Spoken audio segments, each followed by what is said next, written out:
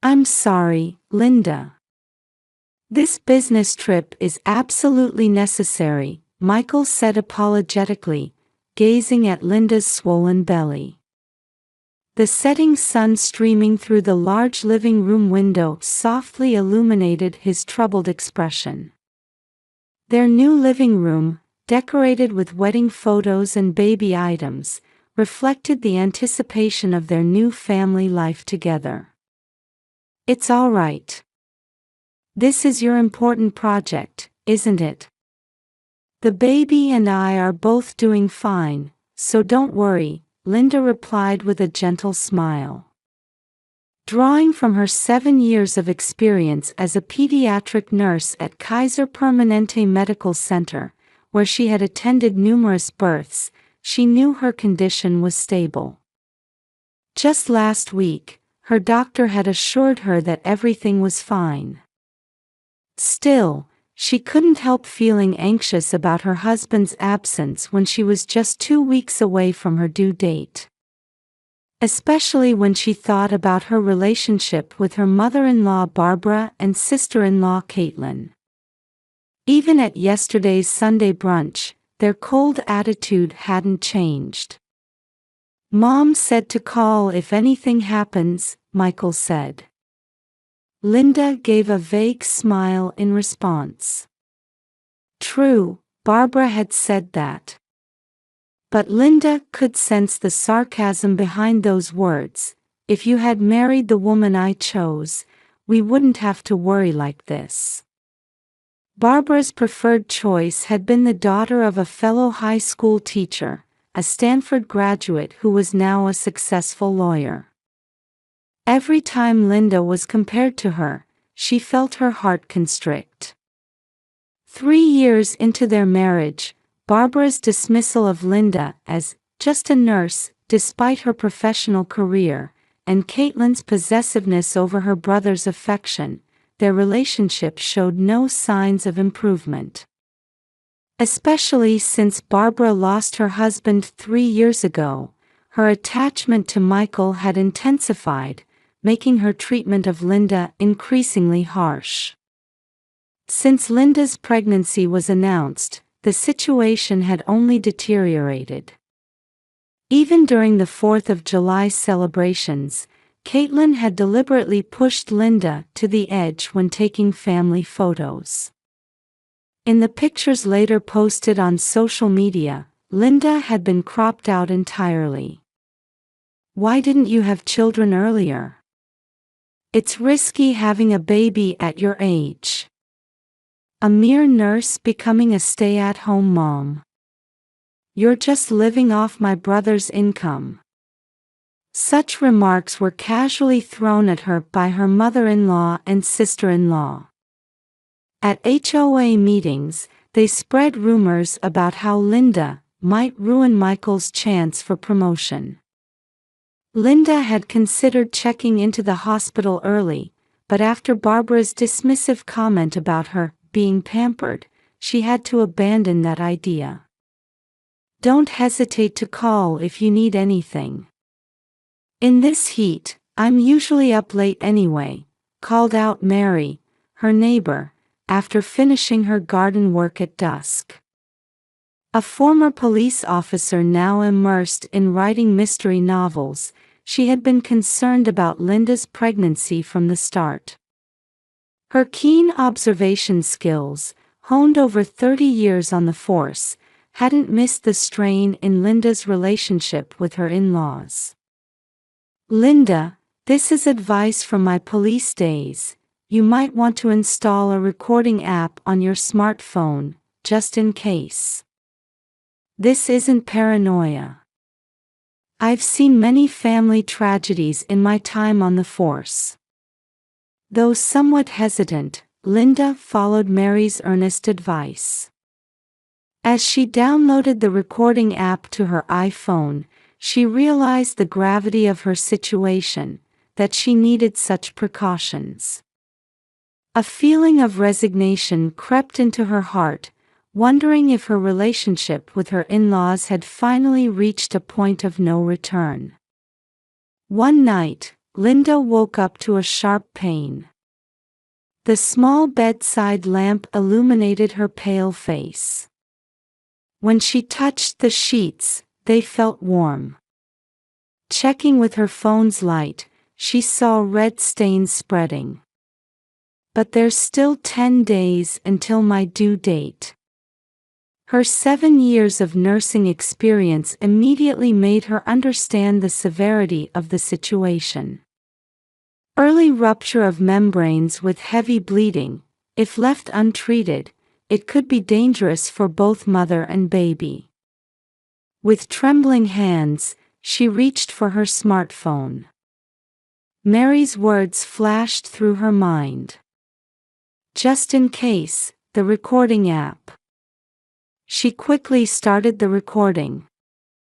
Michael would be preparing for his important presentation at his New York hotel right now. His phone went straight to voicemail. Barbara. Mom's house is right there. Linda struggled to her feet. Blood was seeping through her nightgown, but there was no time to worry about that. She picked up her smartphone and stumbled down the stairs. The mere 0.3-mile distance felt like an eternity at that moment. Finally reaching her mother-in-law's house, the 30-year-old colonial-style building loomed in the moonlight. The Ring doorbell camera mechanically recorded her presence. Mom. Caitlin. Please wake up. The sound of her pressing the intercom and knocking broke the silence. Soon, lights came on upstairs, and heavy footsteps descended the stairs. What on earth are you doing at this hour? Barbara opened the door wearing an expensive silk nightgown. Behind her stood Caitlin, smartphone in hand. Mom, please call an ambulance, the baby. My goodness, you're being so dramatic. Look at you, all worked up. Barbara's voice carried its usual coldness. You're overreacting. There's no need for the hospital. Aren't you a nurse? You should know your own condition. At those words, Caitlin smirked and pointed her smartphone at Linda. That's right. You can handle the birth yourself, can't you? You're a nurse, after all. The flash went off, capturing Linda's anguished expression. That photo would have been posted on social media, if the night had gone as they planned. Please, call an ambulance. Linda's consciousness was becoming hazy. Cold sweat ran down her back, and her vision started to blur. Still, the recording continued. That's enough. You might cost my son his chance at promotion. Do you understand how important this project is? Barbara's voice was growing distant. Caitlin's mocking laughter overlapped with it. Linda collapsed to her knees. The cold marble of the entrance touched her hot cheek as consciousness slipped away. White ceiling. The smell of disinfectant. The regular beeping of heart monitors. As consciousness returned, the familiar hospital atmosphere stimulated Linda's senses. This environment was nothing new to her. The latest medical equipment in the ICU special care unit quietly monitored her recovery. I'm glad you're awake, the nurse at her bedside said kindly. Next to her stood a police officer in uniform. And by the window was Mary, looking relieved. Outside, the strong California sun streamed into the room. The clock showed 1 p.m. 12 hours had passed since the incident. The 4 drip quietly dropped, and the monitors showed stable vital signs. The baby. As Linda tried to sit up frantically, the nurse raised her hand to stop her. The sudden movement nearly dislodged the epidural needle. "Don't worry. We performed an emergency C-section successfully. It's a girl, 2,500 grams.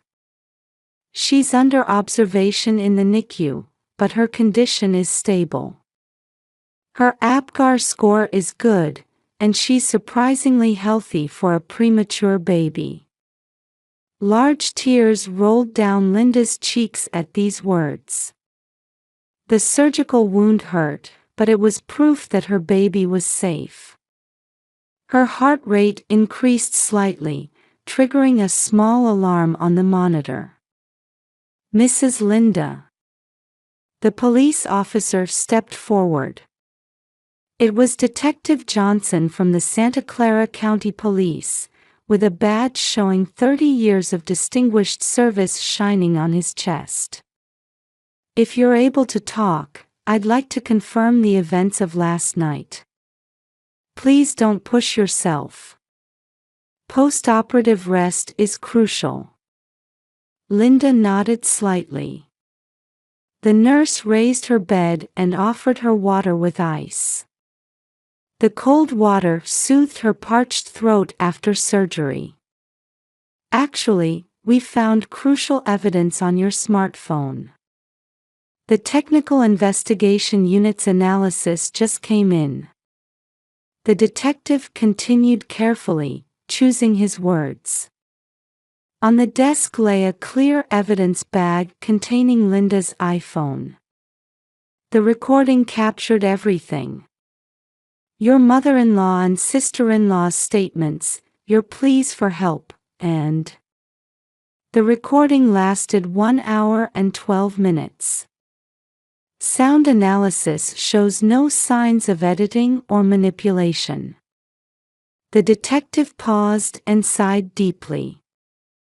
Even with 30 years of experience, the cruelty of this case seemed to affect him. Among the police officers at the scene, this incident had caused quite a shock. Without the alert, it could have been much worse. The doctors say both mother and child were in critical danger if left untreated. Your temperature was rising, and blood pressure was at dangerous levels. Just then, hurried footsteps were heard in the hallway. The heavy door opened, and a new person entered. The new detective handed a medical report to Detective Johnson. The envelope bore the letterhead, Kaiser Permanente Medical Center Obstetrics Department. Dr. Watson, the head of obstetrics, explained the report's contents. A surgical cap from the recent emergency operation peeked out of his white coat pocket. Normally, it's inconceivable not to call an ambulance in this situation. Especially since Linda is an experienced nurse. She made the correct professional judgment, but was prevented from acting on it. This is clearly criminal behavior. Detective Johnson reviewed the documents organizing the situation. Crime scene photos and evidence lists were spread on the desk. When the paramedics arrived, Barbara Wilson and Caitlin Wilson were acting as if nothing had happened, pretending to be asleep. However, the security camera's infrared footage shows they were definitely awake. The air in the hospital room froze for a moment. Only the heart monitor continued its quiet beeping. But the security camera footage and smartphone recording tell the whole story. They clearly ignored your plea for help, and even mocked your suffering. The district attorney's office believes this strongly indicates criminal negligence. The detective took out a tablet showing the recording's waveform. The clear pattern eloquently told the story of that night. The recording was perfect. The audio analysis shows no signs of editing or manipulation. This will stand as clear evidence.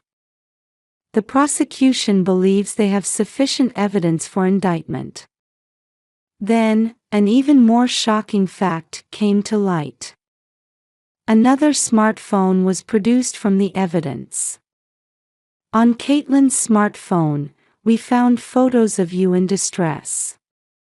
There were attempts to post them on social media.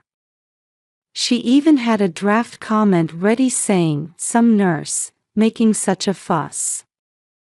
Linda gripped the hospital sheets tightly with trembling hands.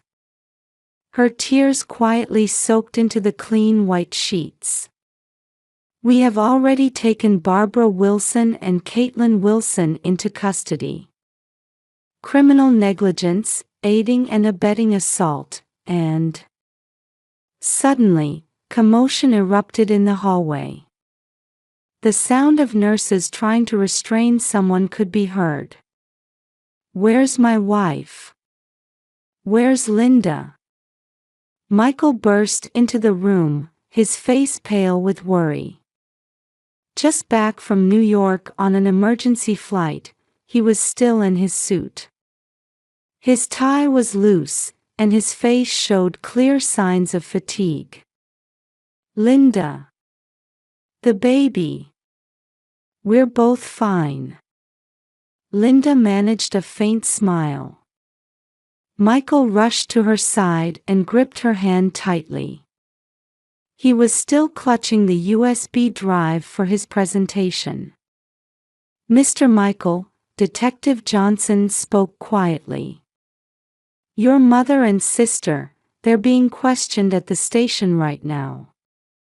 From the small speaker in the hospital room, the recording from that night began to play. Michael's face grew pale as he listened. Linda's desperate pleas for help. His mother and sister's mocking laughter. The sound of his wife's breathing as she lost consciousness. Mother and Caitlin did this. His hands began to shake. He had received the police notification at JFK Airport and rushed to the hospital without sleeping on the flight, but he hadn't known the full truth until now. Detective Johnson spoke quietly. "We have their sworn statements as well." Their confessions in the interrogation room were meticulously recorded. "Linda took my son from me. I couldn't stand the thought of his love being divided further with the baby. We just wanted to teach her a lesson. I wanted my brother's love all to myself. We deliberately took advantage of his business trip." At that moment, a nurse from the NICU entered the room. "The baby's fever has gone down. Father can visit now too." Michael showed a moment of hesitation. Then he gently squeezed Linda's hand. "Let's go see her together. Our daughter." Michael carefully pushed Linda's wheelchair. Mary was still in the hallway, having watched over this family all night.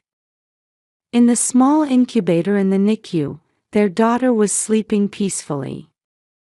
She showed a remarkably strong expression for being just 24 hours old.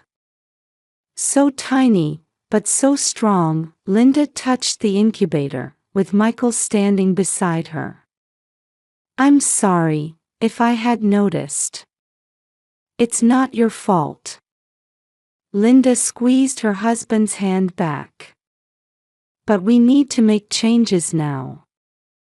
Michael sighed deeply. He had just been promised a promotion in Silicon Valley, but his decision was firm. "I'm going to request a transfer to the Seattle branch." Linda looked up at her husband in surprise at these words. "But your career. Nothing is more important than you and our daughters' lives. Michael's voice was filled with determination like never before. My leniency toward my mother and sister caused this situation. It's my responsibility. I won't make the same mistake again. The baby in the incubator moved her tiny hand. They both exchanged smiles at her gesture. I've already contacted my supervisor in Seattle. They have a new project starting there anyway. Hope returned to Linda's eyes. A new life in a new city. It was a place she had secretly dreamed of working as a nurse. The trial for Mom and Caitlin. I won't withdraw the charges. For our baby's sake. Linda's voice carried unprecedented strength. This isn't just our problem anymore. Let's leave it to the law. Michael nodded firmly. Though complex feelings remained, protecting his beloved wife and tiny daughter was now his top priority. 1 year later, in summer, a white 3-story house stood in a quiet Seattle neighborhood. Colorful flowers bloomed in the garden, and a cream-colored swing swayed gently in the breeze. Emily, lunchtime. At Linda's call, their 1-year-old daughter turned around in the garden. Though her steps were still a bit unsteady, she ran toward her mother. Looking at her daughter growing so healthy despite being born prematurely, Linda felt deep love. Daddy's coming home early today. The kitchen was filled with the aroma of warm soup, and fresh salad from Whole Foods was arranged on the table. Drawing from her nursing experience, Linda took care to prepare healthy meals for her daughter. Michael was enjoying fulfilling days as a project leader at the Seattle branch. His career concerns had actually turned out for the better. His capabilities in the new environment were highly valued, and his salary had increased from before. I'm home. 5 p.m. Michael returned home with a smile. Such an early return time would have been unthinkable in Silicon Valley. His expression as he lifted his daughter showed no trace of his former exhaustion. Oh, we got an email from Mary, Linda showed her smartphone screen. The trial is over. May your new life shine even brighter. Just recently, Barbara and Caitlin's trial had concluded. Barbara received a 2-year prison sentence for negligent injury. The defense's request for a suspended sentence was rejected, with the judge delivering a harsh verdict stating, "The responsibility for neglecting to help a pregnant woman in crisis is severe." Caitlin received a suspended sentence, but social consequences were harsher than expected. Faced with social media backlash and complete loss of credibility in the real estate industry, she eventually had to delete her accounts and decide to sell the family home. Mom and Caitlin are moving, Michael said quietly while holding their daughter. Their San Jose home was already on the market. They're moving to Dallas, Texas. Her former in-laws chose to leave California completely. Their isolation from the community had been more serious than imagined. We made the right choice, didn't we? Linda's words were met with Michael's firm nod. Yes, absolutely. Their gaze turned to Emily playing in the garden. She was now chasing soap bubbles, squealing with delight. You know what? Linda started somewhat shyly. I got a part-time nursing position offer from Seattle Children's Hospital. Michael's face lit up at these words. That's wonderful. Emily's getting bigger, and it's great to have a place where your experience can be valuable. Unlike his mother, who had dismissed Linda as just a nurse, Michael had always respected his wife's career. They said I can start with 3 days a week. They'll even help arrange childcare at their on-site facility. The couple smiled at each other. Their new life was steadily taking shape. We should let Mary know too. The former police officer neighbor remained an important presence in their lives. Even after moving, she always sent Linda her new mystery novels as soon as they were published. Oh, and there's a neighborhood block party next weekend. Their new home was surrounded by warm neighbors. On weekends, families enjoyed barbecues in their yards.